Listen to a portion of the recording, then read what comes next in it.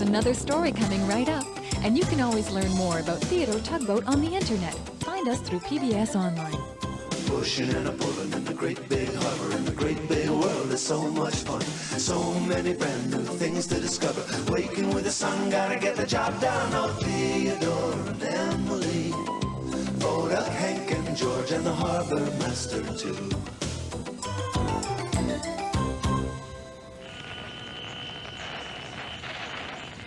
Hello. I'm trying to reach the dispatcher down in the harbor, but this radio is sounding very fuzzy. I wonder what Captain Jerome would do. See, Captain Jerome was my old sea captain, and he did everything perfectly. He'd probably just turn it like this. No, it's still fuzzy. You know what Captain Jerome would do? He'd probably pick it up and give it a good shake like this. Oh, now I can't hear anything. I wonder if I broke it. When Captain Jerome always did everything so perfectly. Of course, I know what Theodore would say about being perfect. You see, not long ago, Benjamin Bridge started snoring. Oh, and then Rebecca started. Maybe I better begin at the beginning.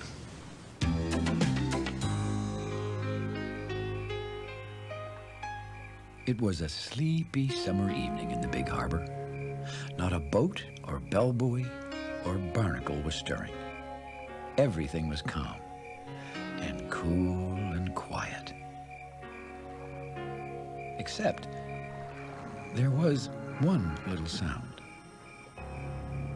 A small, buzzing bee kind of sound. And then it grew to be a big wood sawing noise. Until finally it was a giant anchor-rattling, harbor-rocking roar.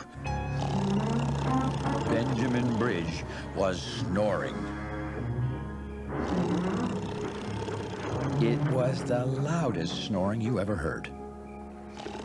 Now, right below Benjamin is the Oceanic Institute, and that's where Rebecca, the research vessel, lives. Benjamin was snoring so loudly, Rebecca couldn't sleep.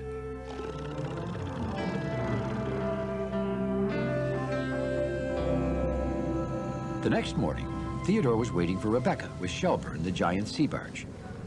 Rebecca was going to take them underwater exploring. "Here she comes," shouted Theodore. "Good morning," he whistled to Rebecca. But Rebecca didn't look like it was a good morning. You see, she was feeling tired because Benjamin Bridge had kept her up all night with his loud snoring. "Where are we going today?" asked Shelburne in his slow kind of voice. "Someplace," replied Rebecca sleepily. "Someplace," Theodore repeated to Shelburne. Theodore was a little puzzled. Rebecca was always so cheerful. But today she seemed, well, kind of grumpy. Rebecca led them to a small island they had never seen before, just outside the big harbor. "What are we looking for?" asked Shelburne. Something, Rebecca yawned again. "Something special, I bet," Theodore whispered to Shelburne. "Rebecca always finds special things." Well, Theodore was so enthusiastic, Rebecca quickly forgot how tired and grumpy she was. "Long, long ago," she explained, "this island was almost all underwater, and ships couldn't see it. A lot of ships bumped into it and sank. Maybe some of their things are still down there." "Rebecca," smiled Theodore, "you know everything." Just then, Rebecca's special equipment told her they'd found something.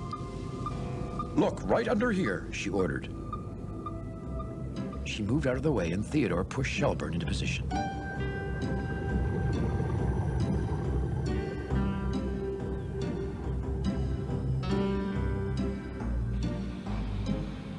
The big barge lowered his dredge to scoop up treasure from the bottom.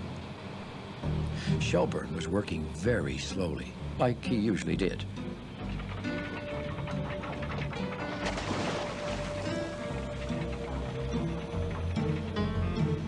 Shelburne, said Theodore impatiently, can you please hurry up? Oh, it's a nice day, smiled Rebecca. No big hurry. No big hurry, Shelburne, Theodore smiled, just like Rebecca. It is a nice day.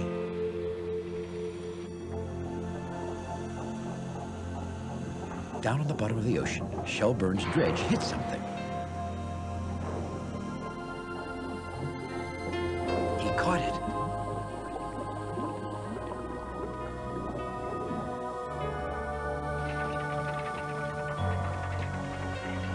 And brought up a wonderful old ship's bell.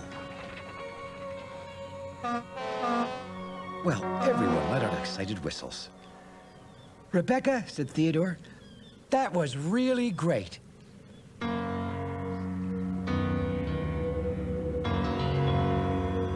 A little later, everyone headed home. Rebecca turned for her dock, tooting a little tune. Goodbye. Theodore tooted a tune to say goodbye on his whistle, just the same as Rebecca had done. Rebecca sure is nice, said Shelburne. Nice, smiled Theodore. Rebecca is perfect.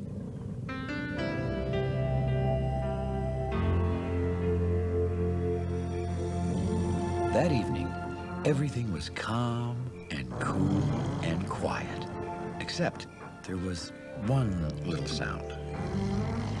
Near Rebecca's dock, Benjamin Bridge was snoring again. He was snoring so loud he was shaking and shuddering from one shore to the other. Every time Rebecca thought Benjamin had finally stopped snoring,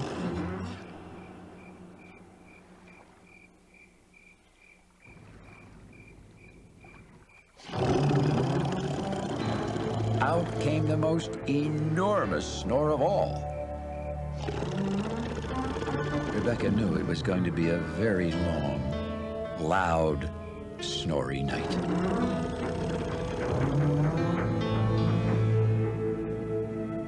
Well, the following morning was foggy and soggy in the big harbor. Theodore and Shelburne were waiting for Rebecca to go exploring again. When Theodore saw Rebecca, he blew his cheeriest "Good morning" whistle. Not so loud, grumbled Rebecca. You see, she hadn't slept one bit again on account of Benjamin's snoring, and now she was really tired and really grumpy. Theodore was really surprised. I mean, he couldn't ever remember Rebecca sounding so grumpy before. Is everything okay? Asked Shelburne slowly. Let's just get to work, frowned Rebecca. Yeah, let's just get to work, Theodore frowned at Shelburne, just like Rebecca.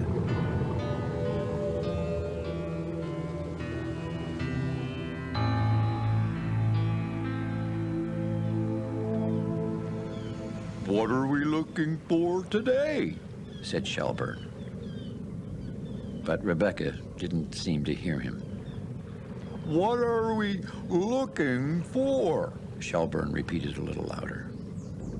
Shelburne, said Rebecca, stop shouting.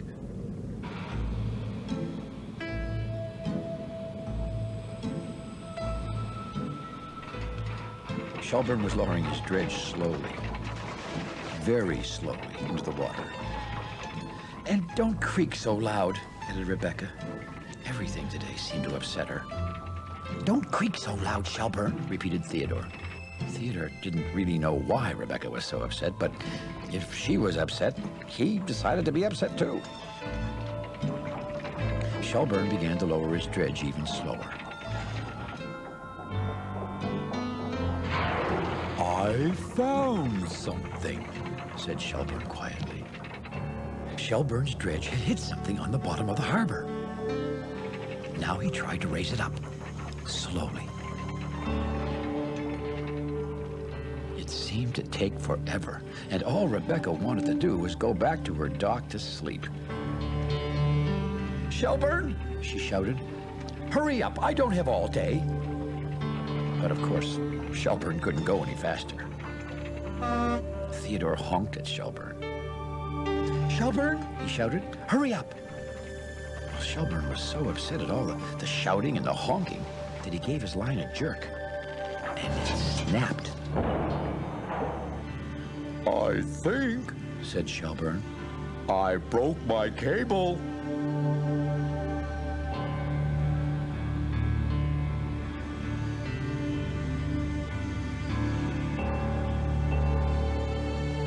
Theodore pulled Shelburne to the repair dock and headed home, following Rebecca. No one said a word for what seemed like a very long time.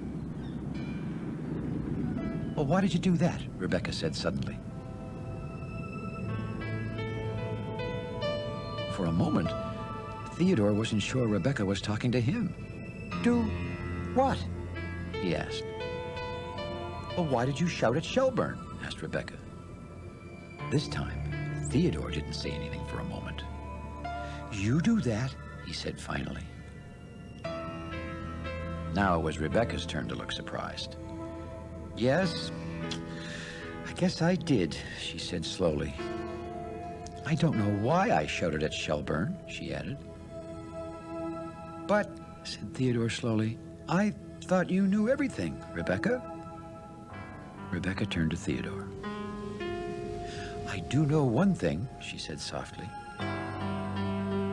"Well, what's that?" said Theodore. "I know I should apologize to you. I'm kind of tired and grumpy today. Benjamin kept me up all night with his snoring." "But you're the one who did the shouting," said Theodore. "Yes," said Rebecca slowly. "You're right, Theodore. I'm the one who did the shouting, and I'm sorry." Well, suddenly everything seemed kind of turned upside down to Theodore. Like the water was dry, and like the sky was wet, and like he was bigger than Rebecca. "Rebecca," he said at last. "Yes?" "It's okay. Nobody's perfect." For the first time that day, Rebecca smiled. "Thanks, Theodore," she said. "I'll remember that. But what am I going to do about Benjamin's snoring?" Theodore had an idea. "I think," he said, "that old ship's bell we found the other day is just the thing." "It is?" said Rebecca. "If we tied it onto Benjamin," explained Theodore, "then every time he snores and shakes, the bell will ring and wake him up." "That's a perfect idea," said Rebecca. "It's not perfect," grinned Theodore, "but it just might work."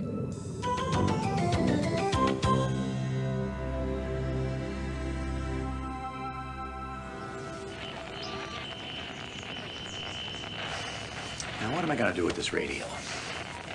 Maybe Captain Jerome would have taken his radio and given it a good shake to clear away the fuzz. But I think I have a better idea. Just going to put it back in its place here like this, turn it off, and just let it rest for a moment. Thanks for visiting us here in the Big Harbor. We'll see you all again next time.